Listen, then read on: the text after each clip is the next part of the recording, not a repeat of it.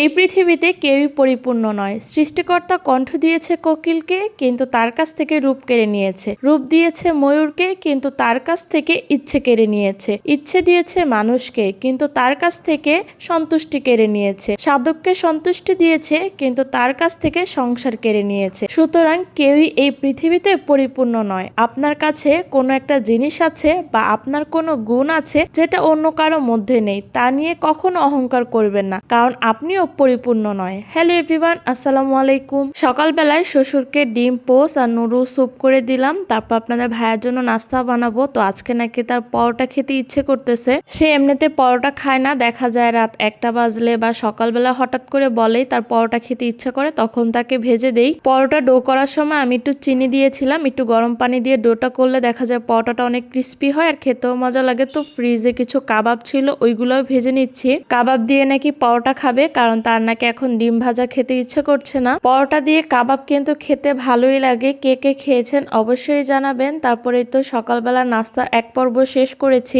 আমার শ্বশুর আর আপনাদের ভাইয়া দুজন নাস্তা করেছে, আমি কিন্তু এখনো নাস্তা করি নাই। তো আজকে হচ্ছে ফুলকপি, সিম, গাজর, নতুন আলু, পেঁয়াজকলি দিয়ে একটা সবজি রান্না করেছিলাম। নামানোর আগ দিয়ে হচ্ছে ধনেপাতা দিয়েছি, এতে কিন্তু টেস্টটা আরো বেশি ভালো লাগে। আর এদিকে আমার শ্বশুরের জন্য করলা ভাজি করতেছি। আজকে আলু ছাড়া করলা ভাজি করতেছি। প্রায় সময় এখন আলু ছাড়া করলা ভাজি করি আমার শ্বশুরের জন্য। সাথে এই তো নদীর পাঙ্গাসটাও বের করে নিয়েছি। আজকে পাঙ্গাস মাছ ভুনা করব টমেটো দিয়ে। আমাদের বাসায় সবাই পাঙ্গাস মাছ পছন্দ করলো, আপনাদের ভাইয়া তো পছন্দ করে না, দেখা যায় তার কারণে অন্য কোনো রান্না বান্না করতে হবে। আমার সবজি ভাজিটাও কিন্তু হয়ে গেছে। সবজি ভাজিটা এত লোভনীয় ছিল যে আমি অপেক্ষা করতে পারতেছিলাম না। তো একসাথে একটা ডিম ভাজি করে নিয়েছিলাম আর রুটিও ভেজে নিয়েছি সকালের জন্য। এর মধ্যে আমার সায়ানবাবু উঠে গেছে, তো তাকে নাস্তা খাওয়াই এখন হচ্ছে আমি দুপুরে রান্না বান্না শুরু করে দিব।